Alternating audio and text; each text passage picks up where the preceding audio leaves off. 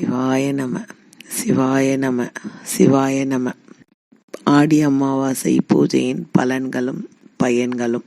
ஆடி அமாவாசை போல் வரும் காலத்தில் புரட்டாசி அமாவாசை, தை அமாவாசை மூன்றும் ஒரே நிலையில்தான் பிதிருக்களுக்கு செய்வது.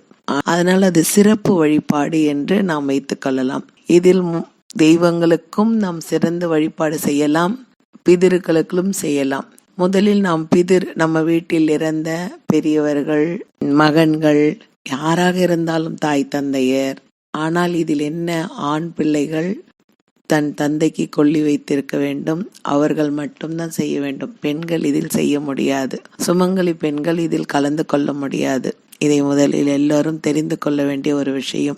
சுமங்கலி பெண்கள் சமைக்கும் போதே அமாவாசை அன்று வயிறு நிறைய பழமோ பாலோ ஒரு காப்பியோ ஏதோ ஒன்று குடித்து விட்டுதான் சமைக்க வேண்டும் என்பதை முதலில் தெரிந்து கொள்ள வேண்டிய விஷயம்.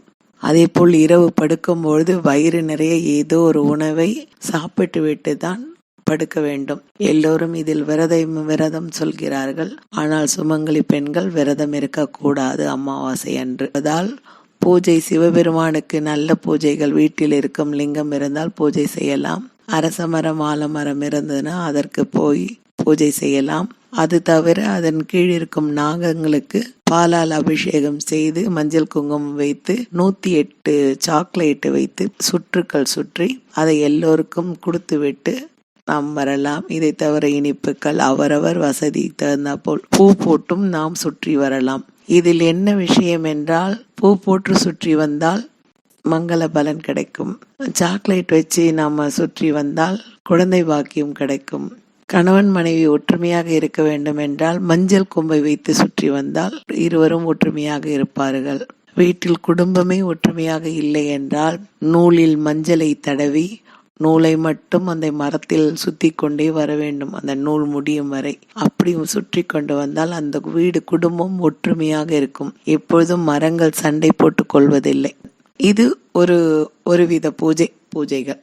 இதை தவிர வீட்டில் நடுவிடு என்று இருந்தால் அந்த நடுவிடை மட்டும் நன்றாக அலம்பி மஞ்சள் குங்குமம் வைத்து அதன் முன் ஒரு மனையை வைத்து அதற்கு மேல் நாம் எப்போதும் இப்ப கோயிலுக்கெல்லாம் சென்றால் பொங்க சாதம் வைப்போம் இல்லையா, அது போல் பொங்க சாதம் செய்து அதற்கு மேல் ஒரு தயிர் ஒரு கரண்டி ஒரு ஸ்பூன் ஊற்றி வாழைப்பழம் வைத்து வெல்லம் ஒரு துண்டு வைத்து எதிர்க்க வெத்தலை பாக்கு பழம் தேங்காய் உடைத்து வைத்து கற்பூரம் ஏற்றி விட்டு, இதை செய்வது ஆணாக இருக்க வேண்டும், பெண்கள் செய்யக்கூடாது.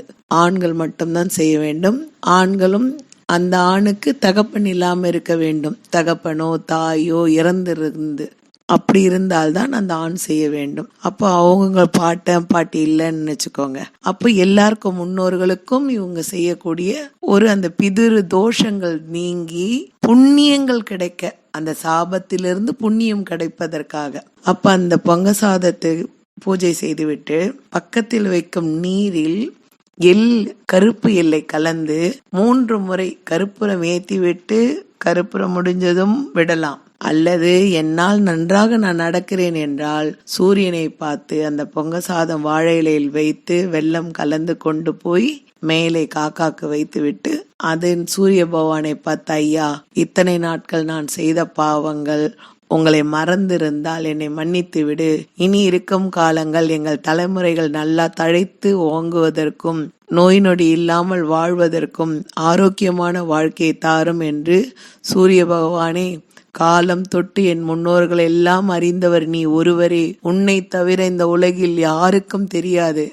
அந்த சூரிய பகவானையே நான் வணங்குகின்றேன். இறைவா, எங்கிருந்தாலும் ஒளி காட்டும் சூரிய பகவானே, நான் சொல்வதை கேட்டுக்கொண்டு என் முன்னோர்களின் வழியில் எந்த தடைகள் இருந்தாலும் அவர்கள் முன்னேறத்திற்கும் வழிகாட்டு, அவர்கள் பிறவி எடுக்கும் வழிகாட்டு, என் குலம் தழைக்கிறதுக்கும் இனி இருக்க காலங்கள் எல்லாம் நல்முறையில் இருக்கவும் அருள் புரி என்று அந்த தண்ணியை முன்னோர்களின் பெயர் தெரிந்தால் ஒவ்வொரு முறையும் விடும்போது பாட்டன் பெயரை சொல்லியும் விட்டுவிட்டு நாம் வந்துவிட வேண்டும். வந்து அந்த பொங்க சாதத்தை வெல்லம் போட்டு கொண்டு போய் மாட்டிற்கு கொடுக்க வேண்டும். அவுத்திக்கீரையும் அந்த சாதத்தையும் மாட்டுக்கு தந்தால் 7 பிறவிக்கு செய்த பாவங்கள் போய்விடும்.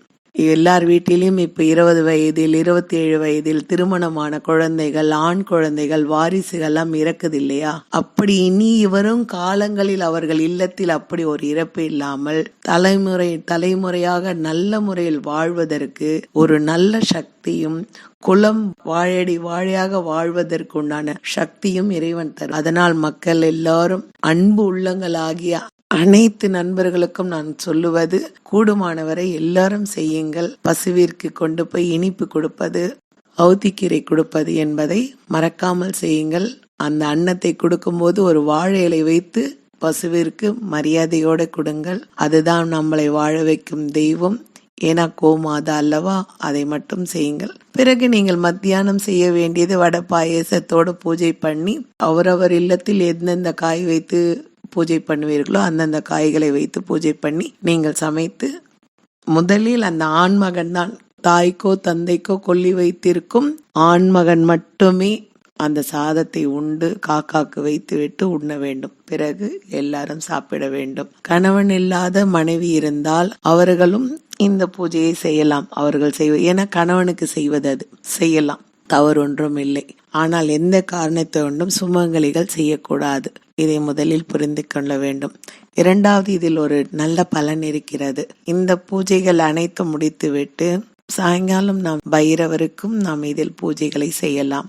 எல்லாரும் பூசணிக்காவை அறுத்து வைத்து பூஜை பண்ணுவார்கள். அப்படியும் செய்யலாம். இல்லை நமக்கு பூசணிக்காலாம் வாங்க நேரம் இல்லை அப்படின்னா வெறும் எண்ணெயில் வெள்ளை கடுகை போட்டு நாம் ஏற்றி வைத்தால் அது ரொம்ப ஏர்வையாகும். வீட்டில் நெகட்டிவ் எனர்ஜி எதுவும் இல்லாமல் நல்ல எனர்ஜிகள் உள் வருவதற்கு சக்தி கிடைக்கும். முடிந்தவரை அன்று பூக்கருப்புறம் ஏற்றுவது நன்மை தரும்.